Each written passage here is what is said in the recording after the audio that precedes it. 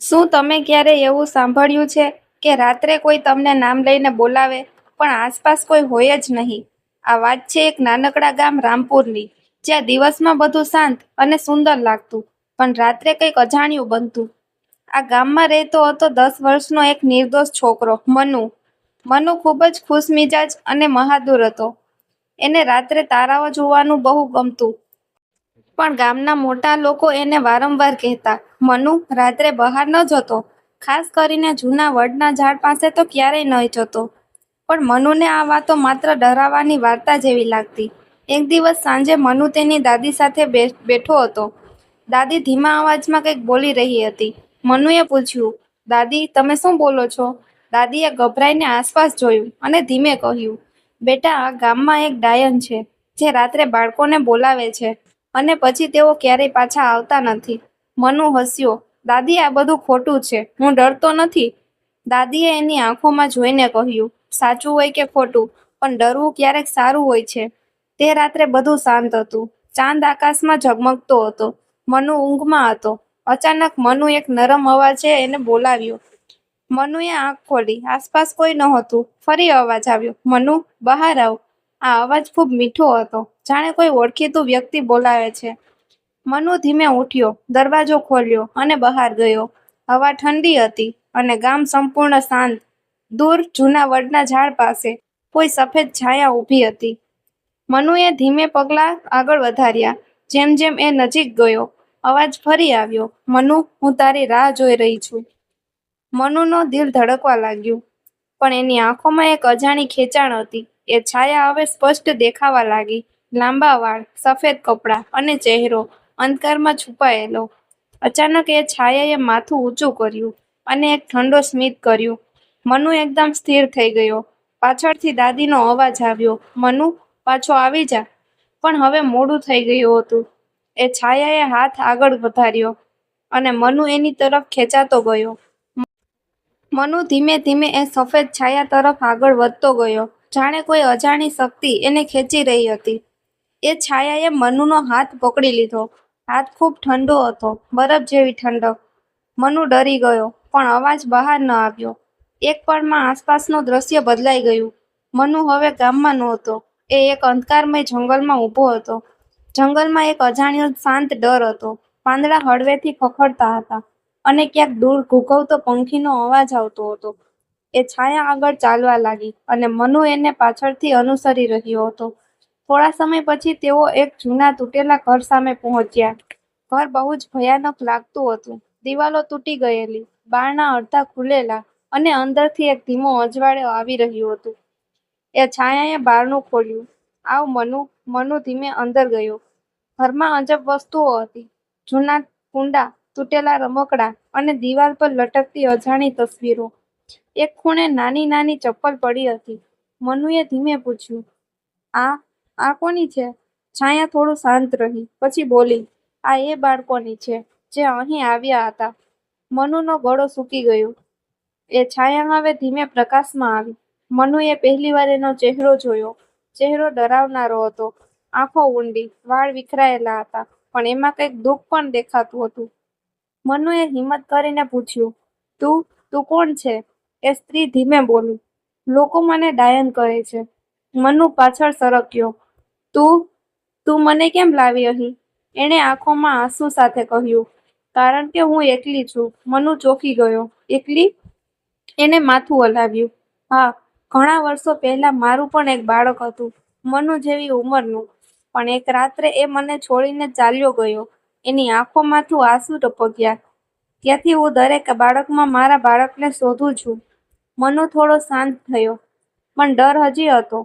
પણ લોકો કહે છે કે તું બાળકોને ગાયબ કરી દે છે. એણે દુઃખી અવાજમાં કહ્યું, હું કોઈને નુકસાન નથી કરતી, પણ જ્યારે તેઓ અહીં આવે છે તો પાછા જવા ડરે છે. એ જ સમયે પાછળથી એક ધીમો અવાજ આવ્યો, મમ્મી. મનુએ પાછળ વળીને જોયું. અંધકારમાંથી એક નાનો છોકરો બહાર આવ્યો. મનુ ચોંકી ગયો. આ કોણ છે? ડાયન થોડી સ્મિત કરી, આ મારો દીકરો છે. મનુને કંઈક અજીબ લાગ્યું, પણ તે તો કહ્યું કે તારો દીકરો ગયો. એ સ્ત્રીની આંખો અચાનક કાળી થઈ ગઈ અને એ ધીમે બોલી, હા, ગયો હતો. પણ હવે એ અહીં જ છે. મનુના શરીરમાં કંપારી છૂટી ગઈ. એ છોકરાનો ચહેરો હવે ભયાનક બની રહ્યો હતો. એ ધીમે બોલ્યો, તમે પણ અહીં જ રહીશો હંમેશા માટે. મનુ સમજી ગયો, આ બધું કંઈક ગડબડ છે. એ પાછળ હટવા લાગ્યો, પણ બારણું બંધ થઈ ગયું. હવે મનુ ફસાઈ ગયો હતો. મનુ હવે સંપૂર્ણ રીતે ફસાઈ ગયો હતો. બારણું બંધ, બહાર અંધકાર, અને અંદર એ ડાયન અને એનો દીકરો. મનુનો શ્વાસ તેજ થઈ ગયો, પણ એને હિંમત હારી નહીં. એ ધીમે બોલ્યો, મને ઘરે જવું છે. ડાયન થોડા સમય સુધી ચૂપ રહી. પછી ધીમે બોલી, ઘર?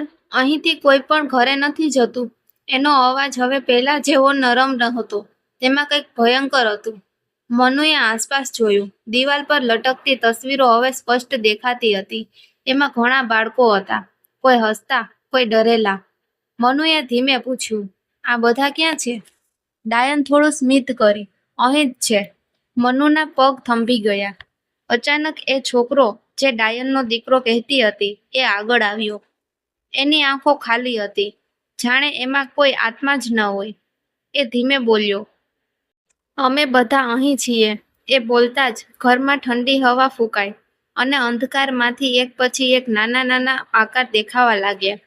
બાળકો મનુના જેવા જ ઉંમરના, પણ બધા ખૂબ શાંત અને ડરામણા. મનુ ડરી ગયો. આ શું છે? એક નાની છોકરી આગળ આવી. એના હાથમાં તૂટેલું રમકડું હતું. એ ધીમે બોલી, અમે ઘરે જવા માંગતા હતા, પણ હવે નથી જઈ શકતા. મનુની આંખોમાં આંસુ આવી ગયા. કેમ નથી જઈ શકતા?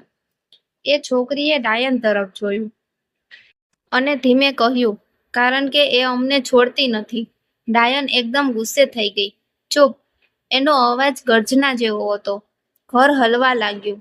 દિવાલો કંપવા લાગી. મનુ હવે સમજી ગયો, આ ડાયન સાચી હતી, અને એ બાળકોને પોતાની સાથે બાંધી રાખતી હતી. પણ કેમ? મનુએ હિંમત કરીને કહ્યું, તું તેમને કેમ બાંધ રાખે છે? તેઓ તેમના ઘેર જવા માંગે છે. ડાયનની આંખોમાંથી આંસુ વહેવા લાગ્યા. એ ધીમે બોલી, કારણ કે હું ફરી એકલી થવા માંગતી નથી. મનુ થોડીવાર ચૂપ રહી ગયો. એને સમજાયું કે આ ડાયન ખરાબ નથી, પણ એની પીડા એને ખરાબ બનાવી રહી છે. મનુએ ધીમે કહ્યું, પણ આ રીતે તું ખુશ નહીં રહી શકે, અને એ પણ નહીં. એ બાળકો શાંતિથી મનુને જોઈ રહ્યા હતા. ડાયનનો ચહેરો થોડીવાર માટે નરમ થયો, પણ એ જ સમયે એ દીકરો ફરી બોલ્યો, મમ્મી, એને જવા ન દે. એનો અવાજ હવે વધુ ડરામણો હતો. મનુએ સમજ્યું, આ છોકરો સાચો નથી, એ કંઈક બીજું જ છે.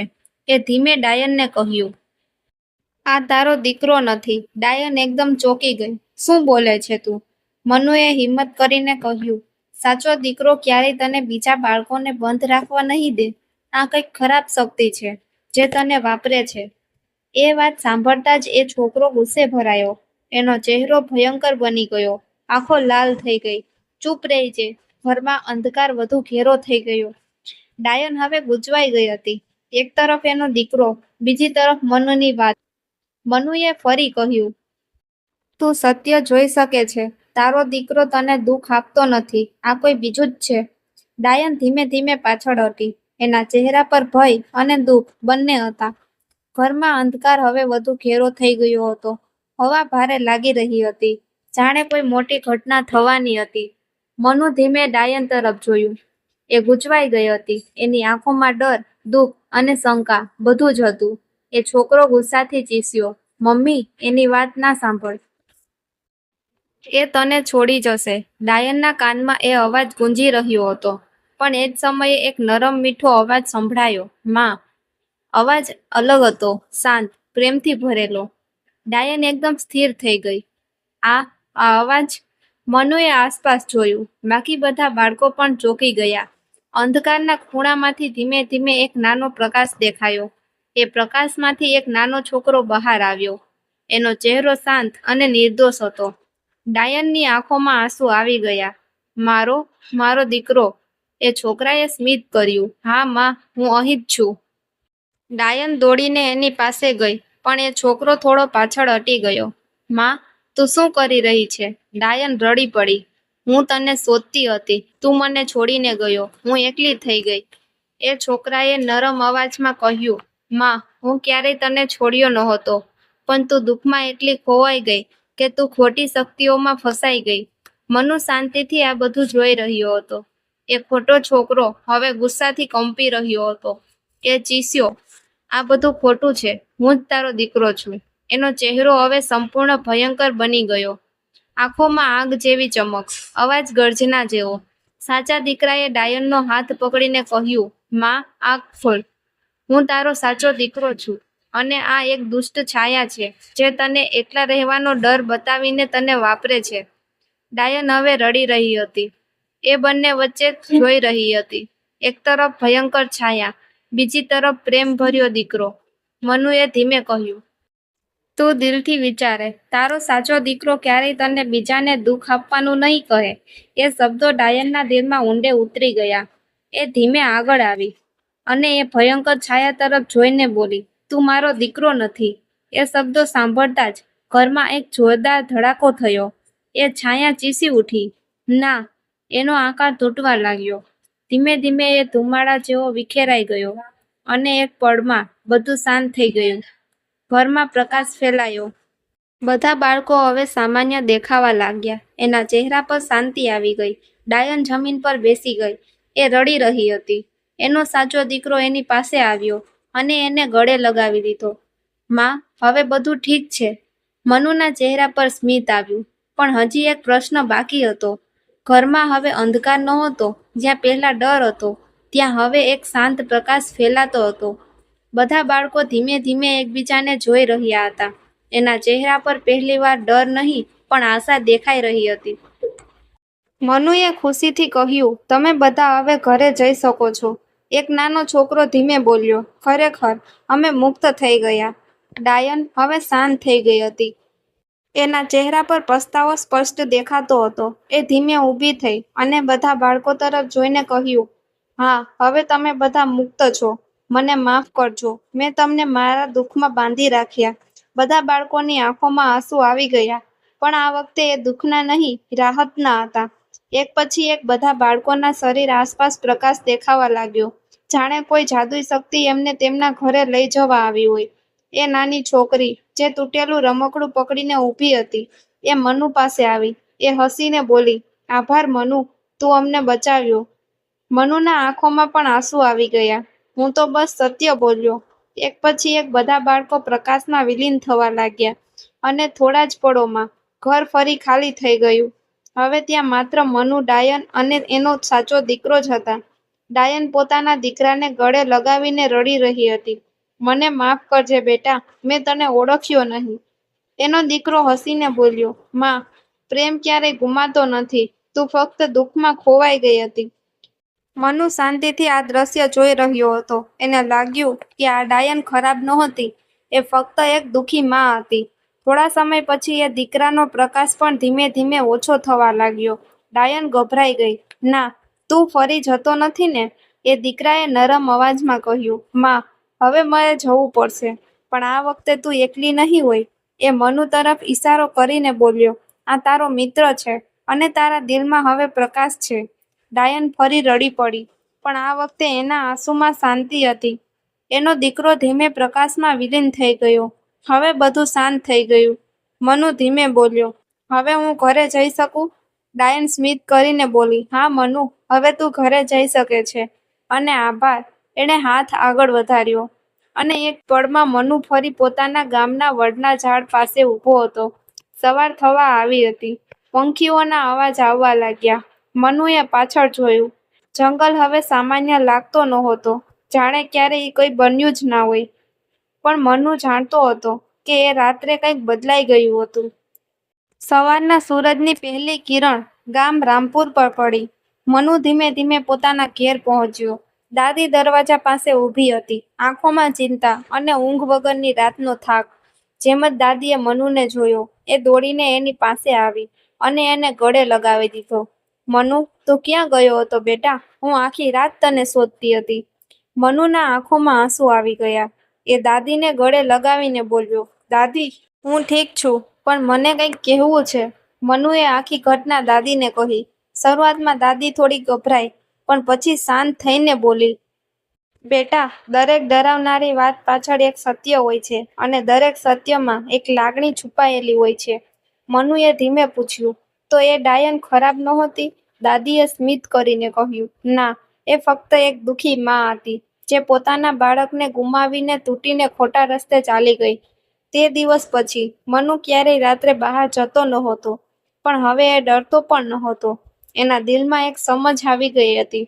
થોડા દિવસ પછી ગામમાં વાત ફેલાઈ કે હવે રાત્રે કોઈ અજાણ્યો અવાજ નથી આવતો. જૂના વડના ઝાડ પાસે હવે શાંતિ હતી. લોકો આશ્ચર્યમાં હતા, પણ મનુ જાણતો હતો કે એ ડાયન હવે બદલાઈ ગઈ છે. એક રાત્રે મનુ છત પર ઊભો હતો, તારાઓ જોઈ રહ્યો હતો. એને લાગ્યું જાણે કોઈ દૂરથી સ્મિત કરી રહ્યું છે. હવા હળવેથી વહી અને એક નરમ અવાજ સંભળાયો, આભાર મનુ. મનુ હળવેથી સ્મિત કર્યો. એ જાણતો હતો કે એ ડાયન હવે એકલી નથી. એના દિલમાં હવે પ્રકાશ છે અને યાદોમાં પ્રેમ. બોધ: કોઈ પણ વ્યક્તિ જન્મથી ખરાબ નથી હોતી. પરિસ્થિતિઓ અને દુઃખ એને ખોટા રસ્તે લઈ જાય છે. પણ જો સમય પર સત્ય અને પ્રેમ મળી જાય, તો સૌથી અંધકારમય દિલમાં પણ પ્રકાશ આવી શકે છે. આ વાર્તા આપણને શીખવે છે કે ડરથી નહીં, સમજથી અને દયાથી જ સાચી જીત મળે છે.